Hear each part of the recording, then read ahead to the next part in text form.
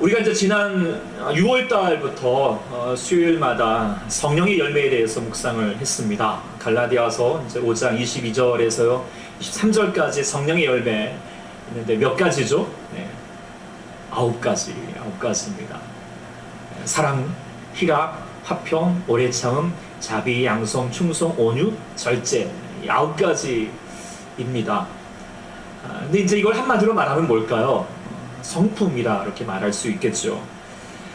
성령님 우리 가운데 역사하시면 우리 안에 열매가 맺어지는데 좋은 성품이 된다. 근데 이제 좋은 성품을 가지고 있는 사람들이 있잖아요. 그 사람이 성령의 열매를 맺은 사람일까요? 꼭 그렇게만 볼 수는 없을 것입니다. 그래서 우리가 이제 수요 예배를 통하여서 얻을 수 있는 성령의 열매, 이 성품이 뭐냐? 한마디로 말하면 하나님 또 예수님을 닮아가는 것이다. 그 하나님의 모습, 하나님이 가지고 있는 성품을 우리가 다시 한번 함께 이뤄가는 것이다 라고 하는 것을 결론 지을 수 있었습니다. 근데 이게 참 우리가 신앙생활 하면서 이게 중요하다는 것이죠. 여러분들 신앙생활 이렇게 또 예배하러 나오신 여러분들, 여러분들 얻고자 하는 것이 무엇입니까? 쉽게 말하면 예수 믿는 복이 무엇이라고 생각하십니까? 예수 믿어서 무엇을 이루고자 하십니까? 이제는 뭐 세상에 우리가 세상의 복을 구하겠다 뭐 이런 마음을 아니라는 건 이제 충분히 가질 수 있을 것 같습니다. 그렇다면 무엇일까? 그것은 성경에서 얘기하는 것은 하나님을 닮아가는 것이다. 하나님과 하나 되는 것이다. 하나님의 형상을 회복하는 것이다 라고 그렇게 말할 수 있습니다. 근데 우리가 이것을 우리 스스로 행할 수 없으니까 누가 도와주신다? 성령님, 보혜사 성령님께서 도와주셔서 우리가 이렇게 하나님을 닮아가는 삶으로 나가게 될 것이다 라고 하는 것이지요.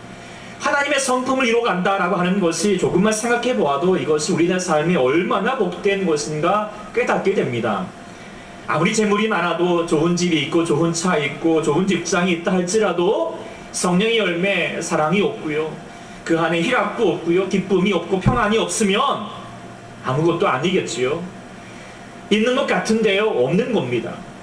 않고 없는 찐빵과 같은 겁니다. 그런데 그리스도의 성품을 이루어가는 사람은요, 아무것도 없는 것 같은데요, 모든 것을 가진 자 같은 것입니다. 없는데요, 있는 사람이죠. 진짜 백의 삶이라고 말할 수 있을 것 같습니다. 여러분들은 어떤 삶을 살고 싶습니까? 우리 모두도 비록 세상 사람들이 보기엔 아유 뭐 없는 것 같을지라도 우리 모두는 어떤 사람들입니까? 정말 있는 사람들입니다. 가진 자인 줄 믿습니다. 우리 예수 믿어서 이런 삶을 살아갈 수 있는 우리 모두가 될 수 있기를 소망합니다. 그래서 성령의 열매를 묵상하면서 이게 얼마나 우리 가운데 귀중하고도 참 하나님의 놀라운 선물이구나 라는 것을 깨닫게 되면서 수요 예배를 이제 같이 말씀을 나누는데요. 안타깝게도 수요 예배는 참석하는 분들이 한정되어 있고 좀 소수입니다.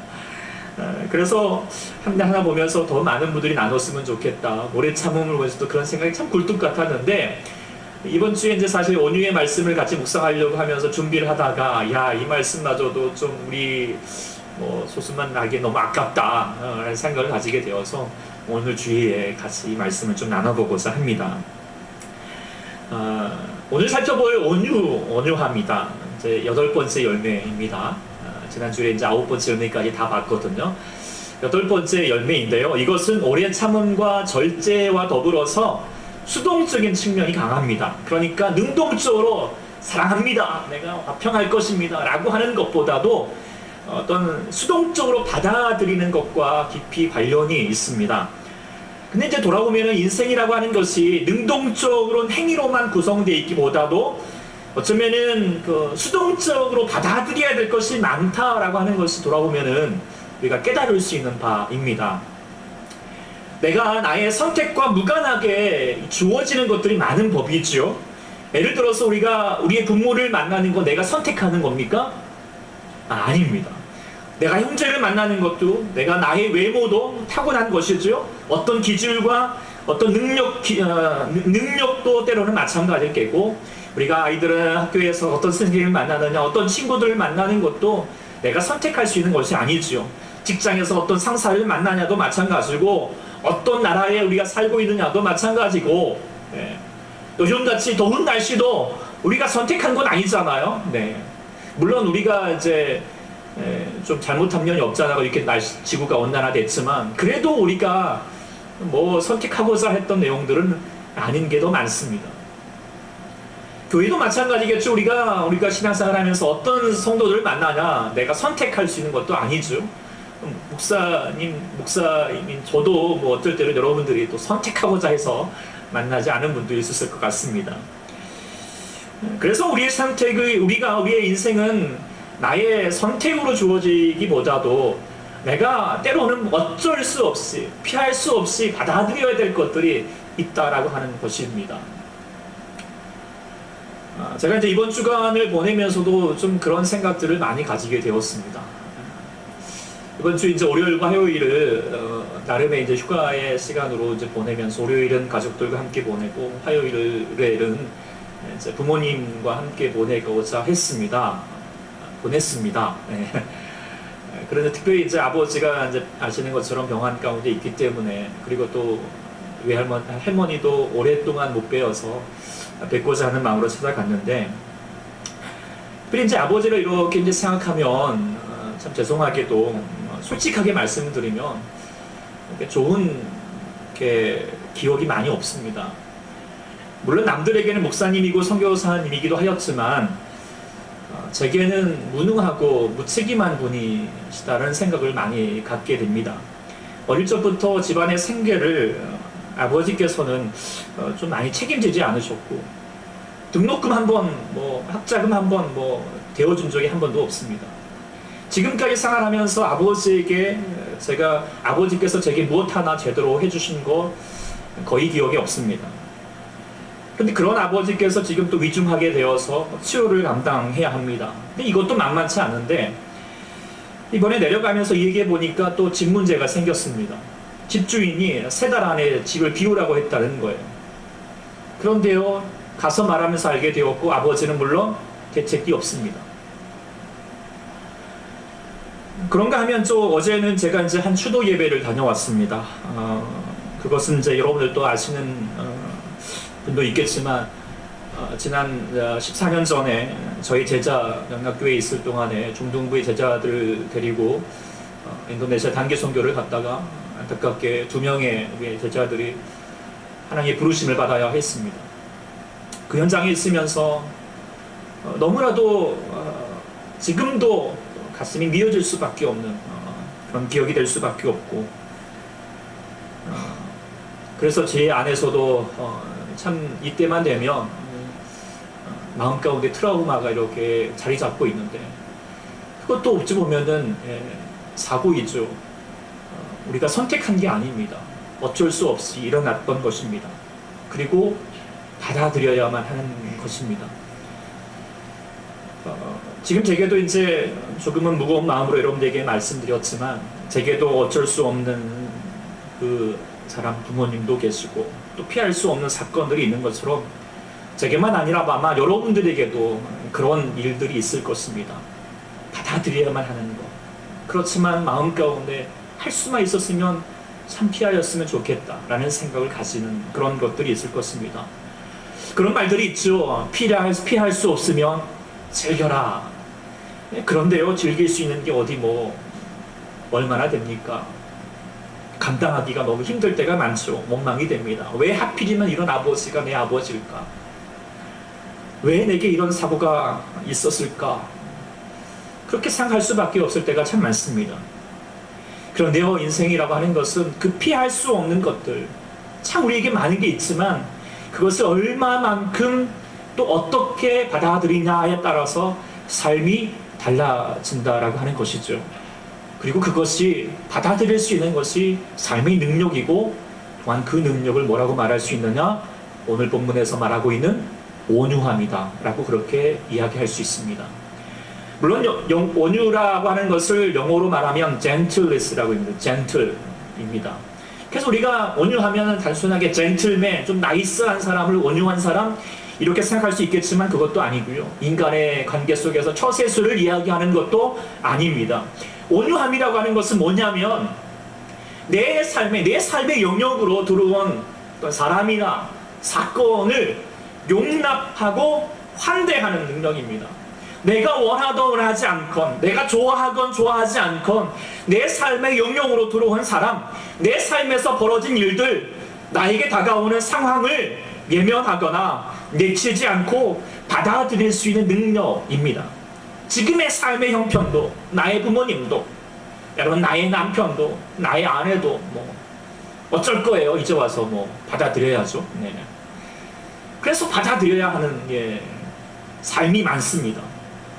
그래서 우리가 흔히들 다음 생에 이 사람하고 내가 절대 안 만날 것입니다. 이렇게 말하지만 그러지 않는 사람도 물론 있겠지만, 그러나 대부분 많은 사람들이 내가 다음 생에는 이 사람하고 안 만날 것입니다 라고 말하면 걱정할 필요 없습니다. 절대로 다음 생에는 없습니다. 이 생에 한 번뿐이거든요. 그렇다면 이 사람을 받아들여야 합니다. 그런데 우리가 온유하자라고 해서 그냥 그래 내가 참고 살자라고 하는 것도 아닙니다. 이 또한 지나가리라 라고 하니 그렇게 넘어가거나 그리고 세월의 믿음을 기대는 것도 아닙니다. 또한 현실도 현실과 타협하는 것도 아닙니다. 현실을 외면하거나 배척하는 것도 아닙니다. 현실을 있는 그대로 인정하고요, 올곧게 직면하는 것이고, 더 나아가서는 그것을 긍정적으로 다시 환대할 수 있어야 된다 라고 하는 것입니다. 그렇다면 우리가 어떻게 온유함을 이룰 수 있을까? 그리고 우리 성령님은, 내 안에 계신 성령님은 이 온유함을 어떻게 우리 가운데 이룰 수 있도록 도와주시는 것인가? 오늘 본문 말씀을 우리가 묵상해 보고자 합니다. 그리고 예수님을 묵상해 보고자 합니다. 오늘 본문 전까지 보면은 5장에서 7장까지 산상보훈의 말씀을 전했습니다. 그리고 8장 이후부터는 수많은 기적들을 행하여 주셨습니다. 그리고 10장에서는 제자들을 세우시고 파송하였습니다. 뭔가 하나씩 되어가는 듯 합니다. 그런데 11장에 와서 완전히 달라집니다. 현실이 나타납니다. 바라는 대로 되지 않습니다. 기대대로 되지 않습니다. 여전히 미약합니다. 그래서 세례 요한도 예수님이 자신의 생각보다도 자신의 기대보다 못 미치는 거예요. 그래서 질문을 해왔습니다. 정말 예수님 당신이 메시아가 맞습니까? 왜 그랬을까요? 기대대로 되지 않으니까. 예수님도 답답해 하시기도 하셨죠. 사람들에게 복음을 전하여도 반응이 없다는 거예요. 그래서 11장 그 앞에 17절에 보면 이렇게 말했어요. 우리가 너희를 향하여서 피리를 풀어도 너희가 춤추지 않고, 우리가 슬피 울어도 너희가 가슴을 치지 않는다. 말씀을 전해도 뭐해요? 반응이 없습니다. 그러면서 사람들은 세례 요한과 예수님을 왜곡합니다. 비방합니다. 19절 이하로 뭐라고 말합니까? 저 사람은 먹기를 즐기는 사람이다. 포도주를 즐기는 사람이다. 세리와 죄인의 친구다 라고 그렇게 왜곡해버립니다.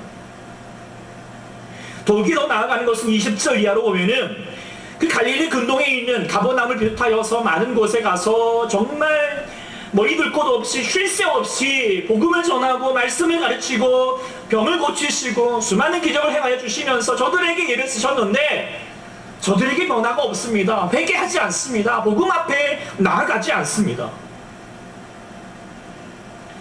이럴 때 예수님의 마음이 어떨까요? 정말 쉽지 않습니다. 저도 그렇습니다. 말씀을 준비하면서 나름 또 예를 쓴다고 하는데 반응이 없습니다. 반응이. 보유할 분들은 오늘 또 보유할 분들이 보이지 않으시고 저 지하실에 물은 새고 있죠. 죄송합니다. 하여튼 현실이 녹록치 않은 거죠. 근데 또한 이것을 또한 받아들여야 할 현실이라는 것이죠. 여러분들도 그럴 때가 있지 않습니까? 문득 자신의 삶이 돌아보면 너무 무겁게 느껴질 때가 있죠. 어느 때입니까? 나름 노력을 해봤는데, 나름 버티면서 살아오는데 자기가 원하는 대로 되지 않은 것.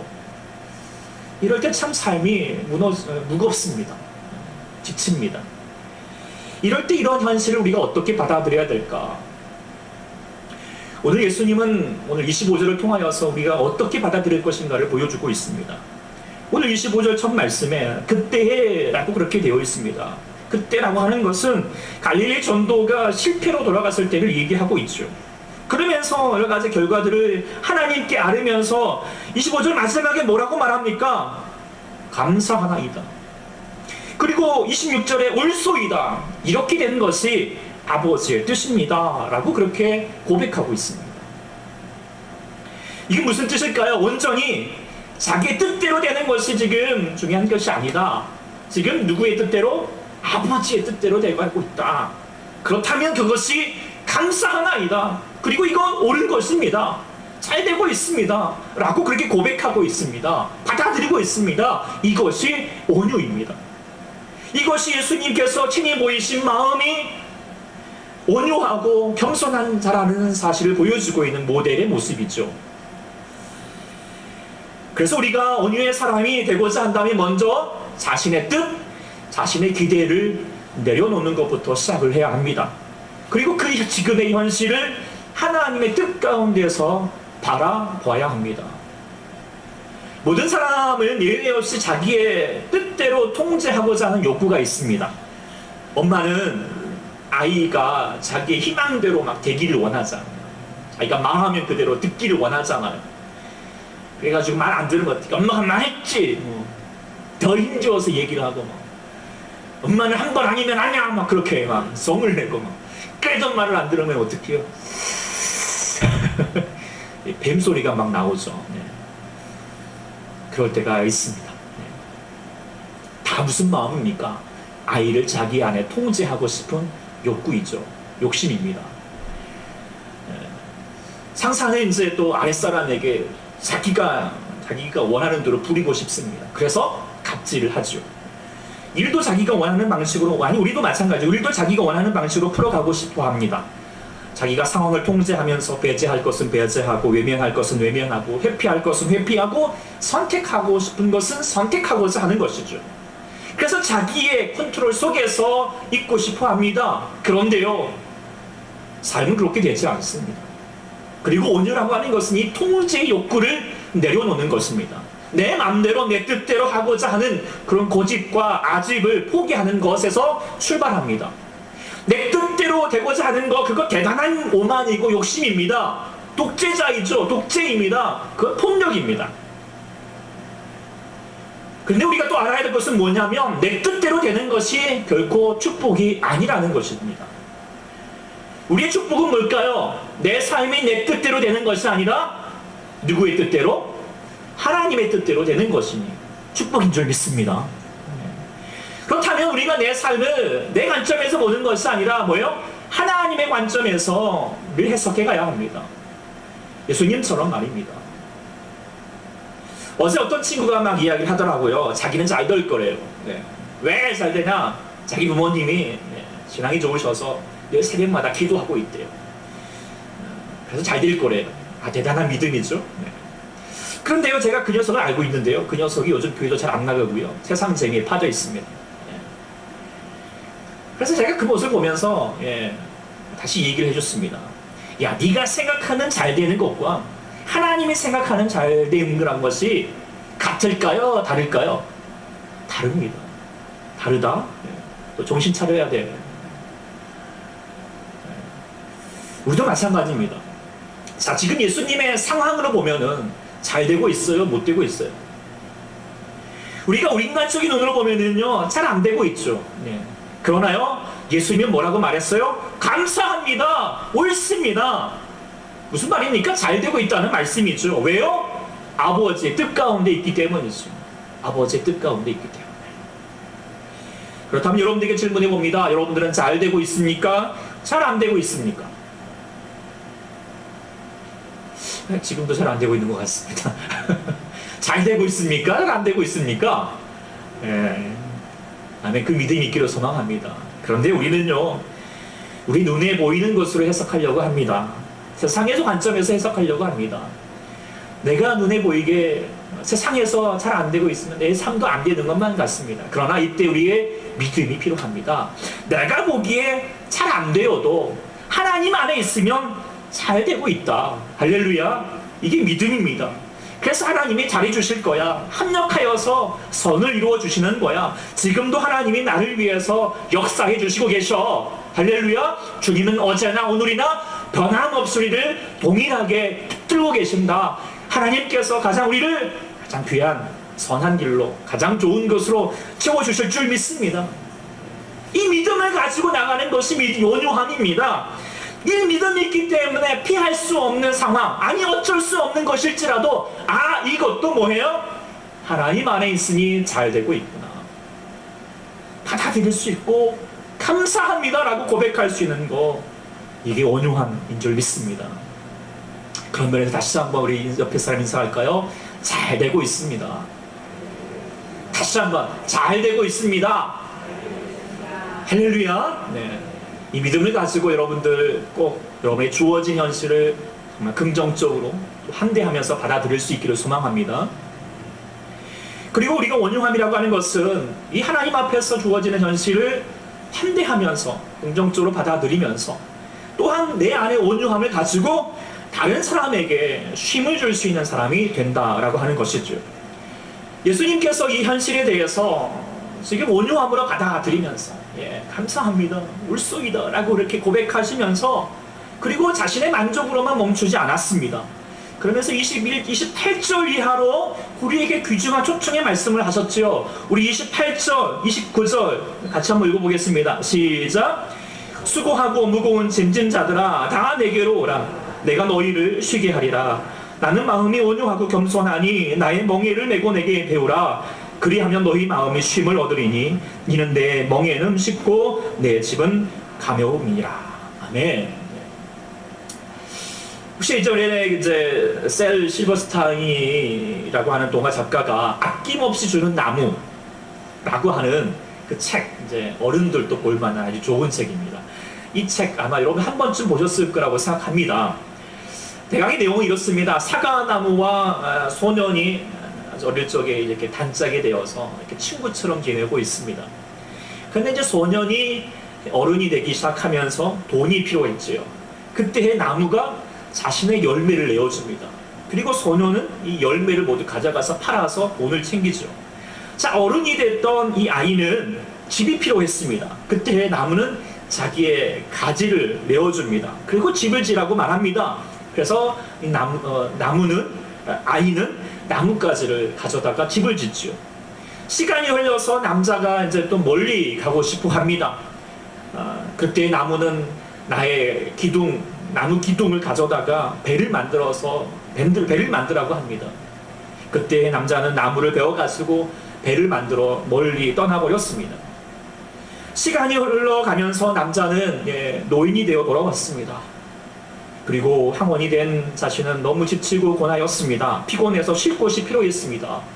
그때 나무는 남겨져 있는 그루터기에 앉아서 쉬라고 말하고 나무는 그 나무에 걸터 앉아서 쉼을 갖는다 라고 하는 내용이 바로 아낌없이 주는 나무에 대한 내용이죠. 근데 이 모습을 보면서 마치 이것이 온유함이다 라고 하는 것을 생각하게 됩니다.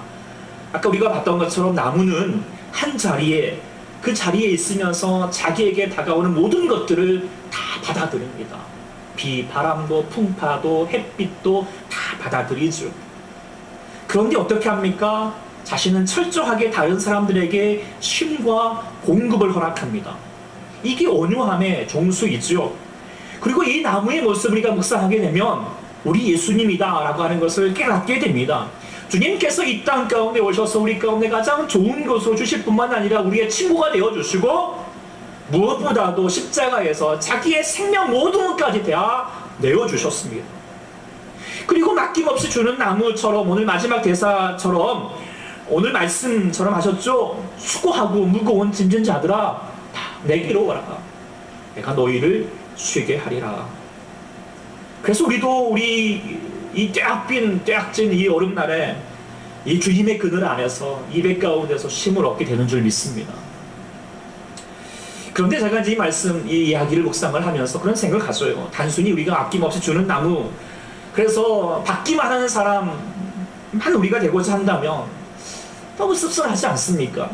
이게 뭔가 아름다운 동화가 아니라 잔혹동화 같습니다. 그냥 알고 다 빼앗긴 것만 같은 그런 생각이 듭니다. 사람이 성숙함이라고 하는 것이 무엇일까요? 그것은 받는 사람으로 머무는 것이 아니라 주는 사람으로 되는 것이겠죠. 그래서 나도 받는 사람만 되는 것이 아니라 주는 나무처럼 되고자 하는 것이 성숙함일 것입니다. 그러기 위해서는 우리 주님의 온유함을 닮은 사람이 되어야 합니다. 온유함이라고 하는 것은 자신도 주님 안에서 쉼을 얻지만 또한 누구에게 쉼을 제공해 줄 수 있는 사람이 되어야 한다라고 하는 것입니다. 물론 여러분들도 나무처럼 이렇게 막 다른 사람을 위해서 막 살고자 하는 노력하는 분들이 있을 거예요. 이 뜨거운 여름에도 굵은 땀방울을 흘려가면서 일하는 것도 다 나무처럼 살고자 하는 거 아니겠습니까? 자기 자신을 위해서 살기보다도 내 가족들을 위해서, 내 사랑하는 사람들을 위해서 힘을 주겠다라고 하는 그런 마음 갖고 있는 줄 압니다. 저도 이제 어제 새벽까지 이렇게 말씀 묵상하다가 거실에 나가보니까 우리 식구들이 다 거실에 자고 있거든요. 문득 바라보면서, 그리고 또 우리 사랑하는 성도들을 생각하면서 저도 참 좋은 나무가 되었으면 참 좋겠다라는 생각을 가져보게 됩니다. 여러분들도 마찬가지겠죠. 다 좋은 나무가 되고 싶습니다. 온유함을 이루고 싶습니다. 그런데요, 현실 앞에서 무너집니다. 우리가 마주해야 될 현실의 벽이 참 높을 때가 많습니다. 그래서 지치는 것이죠. 그렇지만 우리 주님은 이 버거운 현실을 이겨내고 온유한 사람이 되라고 말하고 있습니다. 그리고 다른 사람에게 쉼을 줄 수 있는 사람이 되라고 말하고 있지요. 그래야 뭐냐면 나도 살고 나와 함께하는 사람들도 살아갈 수 있는 삶을 우리 가운데 허락할 수 있기 때문입니다. 그렇다면 우리가 어떻게 하면 하나님이 원하시는 좋은 온유한 나무가 될 수 있을까? 우리가 잘 아는 말씀 중에 요한복음 15장 4절에서 5절까지 말씀 있습니다. 내 안에 거하라 나도 너희 안에 거하리라. 가지가 포도나무에 붙어 있지 아니하면 스스로 열매를 맺을 수 없음 같이 너희도 내 안에 있지 아니하면 그러하리라.